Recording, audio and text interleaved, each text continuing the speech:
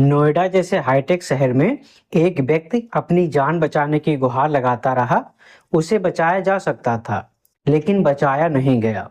मौके पर लोगों की भीड़ थी, पुलिस मौजूद थी, फायर ब्रिगेड भी थी, फिर भी एक इंसान को नहीं बचाया जा सका। एक आदमी एक खाई में डूब रहा था।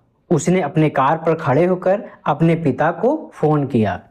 कुछ लोग वहां पर खड़े भी थे, लेकिन सब केवल तमाशा देख रहे थे और कुछ लोग केवल वीडियो बना रहे थे। वह व्यक्ति 2 घंटे तक वहीं फंसा रहा और अंत में उसकी मौत हो गई। बाद में उसी जगह से एक कार निकालने में प्रशासन को पूरे 4 दिन लग गए।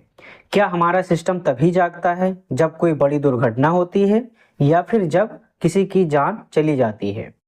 ये घटना कोई अचानक हुई मौत नहीं थी। ये ऐसा मामला था जिसमें समय भी था, लोग भी थे, संसाधन भी थे, लेकिन जो नहीं था वो था एक तैयार सिस्टम और एक जिम्मेदारी लेने वाला तंत्र।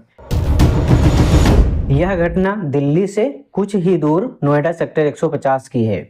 यहाँ युवराज नाम का एक व्यक्ति अपनी कार से गुजर रहा था। युवराज एक सॉफ्टवेयर इंजीनियर थे।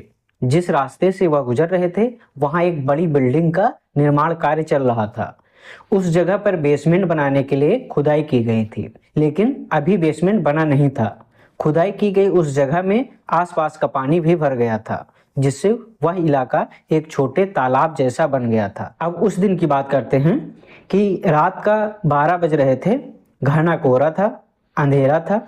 सबसे गंभीर बात यह थी कि जिस मोड़ पर गड्ढा बना हुआ था, वहां ना तो कोई बैरिकेडिंग थी, ना कोई चेतावनी बोर्ड था और ना ही वहां पर्याप्त लाइटिंग थी।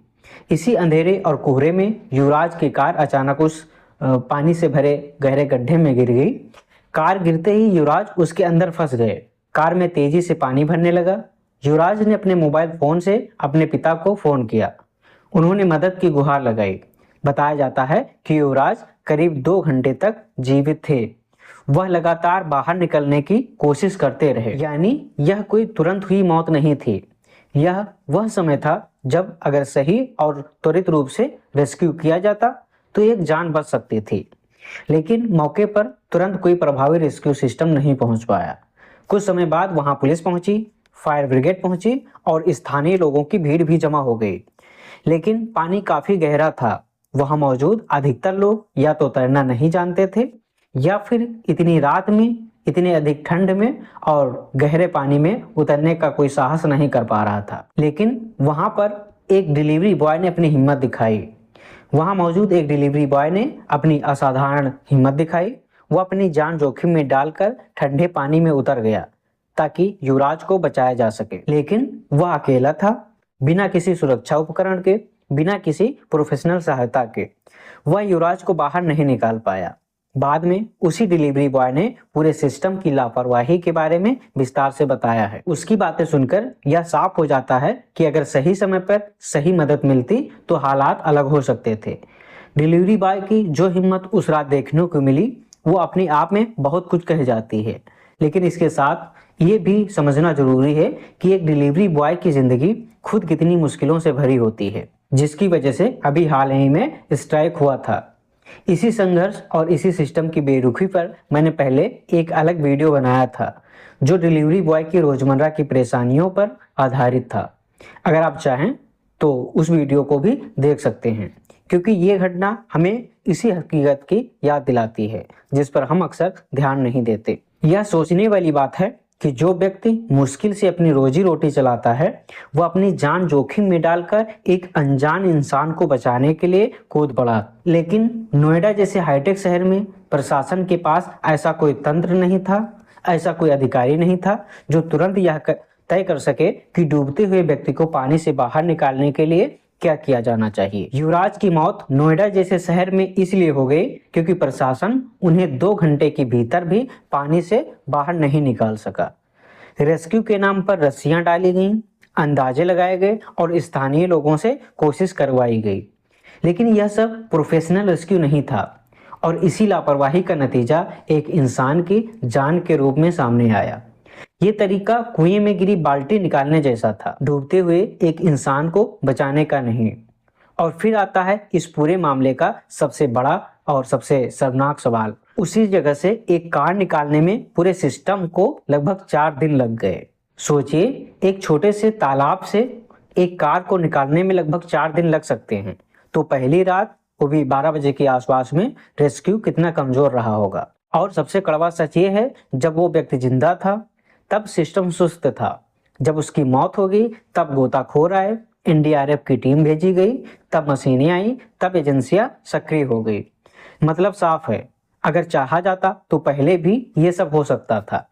अब यहाँ एक बात और जोड़ना जरूरी है, इस घटना के बाद कुछ कार्रवाई भी हुई, एसआईटी गठित की गई, जांच के आदेश भी दिए गए, कुछ लोगों पर सवाल भी उठे।